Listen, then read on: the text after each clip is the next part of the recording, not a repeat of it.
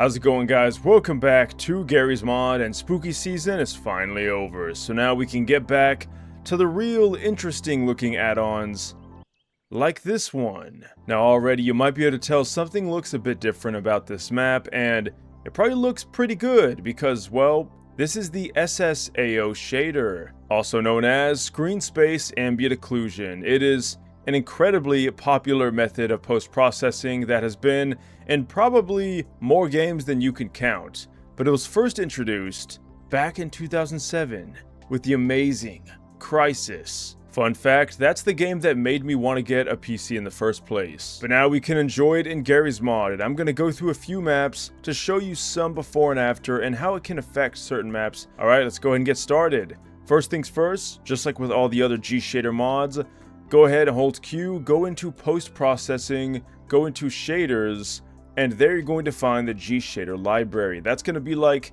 the core of all of these. Of course, we all know what SSLR is. I'll put that video in the top right corner if you did miss out on it, but we're more interested in SSAO. Once you do click on it, I'm going to go ahead and just kind of bring it off screen so it's not obstructing your view. Go ahead and switch to the camera, and, well, that's with it off, and that's with it on. Now, what's the point of ambient occlusion? Well, it's meant to try to hide the lines between models or textures that converge at some point. And it also gives it more, I guess, emulated, realistic looking lighting, or shading in this case, compared to just having it absolutely bare. Because of course, we didn't have ray tracing back then, so we could not realistically calculate exactly where light was supposed to hit and where. A lot of it was supposed to kind of be done, well, by hand. Now, just to kind of show you again a good demonstration of this, it's really good at blocking out those lines. See that? See how these textures just kind of meet in this really harsh line? Even if there's some proper shadows, because of course we know Source has dynamic shadows, well, the problem with it is that it can't always account for this. Also, I might be wrong. On maps like this, these might be baked in. I truly have no idea. But what I do know is the difference that this makes is pretty significant.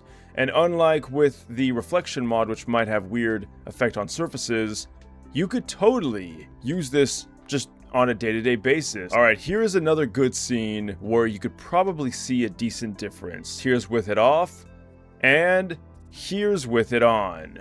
Look at that. On all those dark corners and creases, we now have some proper shading to hide those very obvious lines, and I love it. Ambient occlusion has always been one of my favorite post-processing effects, and I'm so happy that now we get it in Garry's Mod, and it's not some cheap gimmicky form.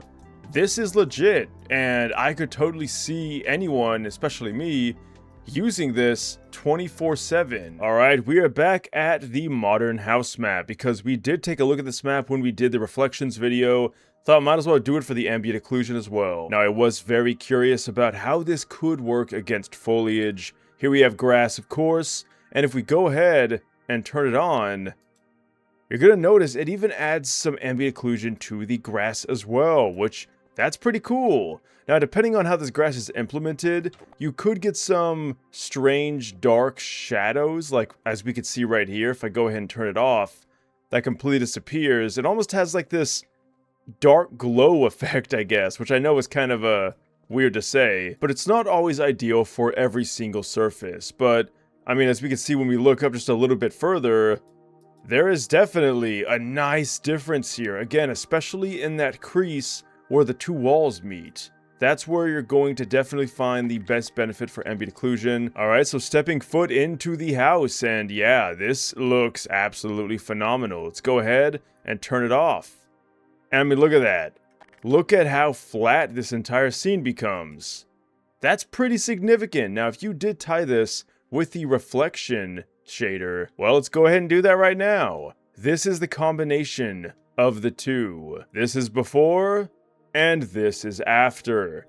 Pretty transformative, and all we did was turn on two very simple shaders. Now, when it comes to the actual presets or the settings of this add-on, we're going to go ahead, dive into it, and this is what you get. You get some quality settings. This time, I'm doing it on high. Instead of starting on low or medium like with the reflection one, you do have a lot of different options too, which is really awesome to see. Now, I did want to see the differences between the quality settings, but I'm not going to go through every single individual one because the differences are kind of minute. However, from the lowest option to the highest, there's a pretty good change. So here we have very low, and then right here, we have high.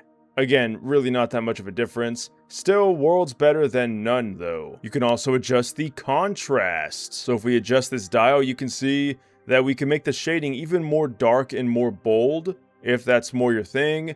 You're also going to notice that you start to get an SSAO effect around your weapon against other, well, objects or textures that you occlude. I mean, look at this. This does not look good. So you want to be very careful with this contrast setting. Be very conservative with it. We also have another one, the AO radius. Let me go into a corner here. All right, and this... Okay, this kind of like feathers out the AO effect. Again, the thing I love about the creator of gShader, they added so many amazing customization options, so you can truly get this right. So if it's not your cup of tea right now, then hey, maybe after messing with some of these options, it could be something you might even use. We also have the bias option, and this, it almost kind of like removes the effect. So if you think it's a little bit too much, like if we go ahead and crank this up, and you want it to be just a bit more or less in this case, you can totally do that. I mean, especially right here, you can definitely see a pretty massive difference there. And then next up, we have range. So if I go ahead and crank this down, you can kind of see how the AO effects just pull back as I move the option to its absolute lowest. But then when I crank it up, you can even see some of the areas like in that left corner right there, which I'll zoom in on.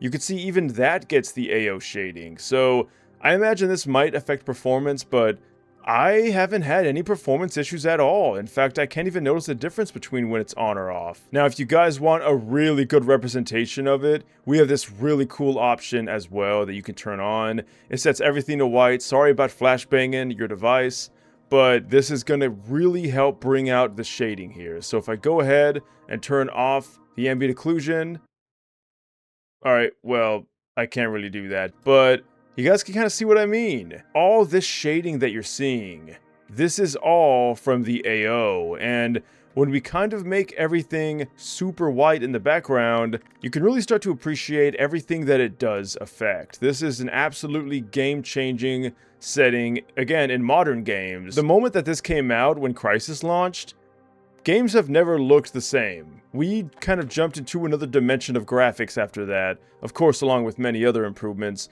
but AO was one of the headliners when it comes to new technologies that absolutely changes the game from looking like a PS2 game to a PS3 one. Now you can also apply this ambient occlusion effect to your weapons. As we can see when I zoom in, there's a bit more shading on my hand there, and of course on the part of the revolver there. Let's go ahead and switch to a more, well, larger weapon. And yep, here you can see again, looks pretty cool. I will go ahead and reset to default because we have that weird, oh, you know what? No, even at default, you might get this weird occlusion effect from your weapons on the wall. I thought that was only on the higher settings, but we can see on this particular wall at least, it does show up, but then on other surfaces, well, it does. Oh, wait, there it is again. Oh god, I'm never going to be able to unsee that now. Well, I digress. You can also put it on your weapons, and from what I see, it looks alright. It doesn't look too obnoxious or like mess anything up. Just a little bit more shading to kind of make it seem more realistic in the setting. And there you guys have it. That was the Screen Space Ambient Occlusion mod. I'm just going to be turning it on and off as I do this outro, just again to give you a proper appreciation for the immense difference this truly does make. But as always, you guys will be the judge. Let me know what you think down below and what you want to see in the next video. If you want to do it in my comments or my Discord page in the description, that would be amazing. Links will be there as well for all the mods in this video. As always, leave a like, subscribe. Thanks for watching, and farewell.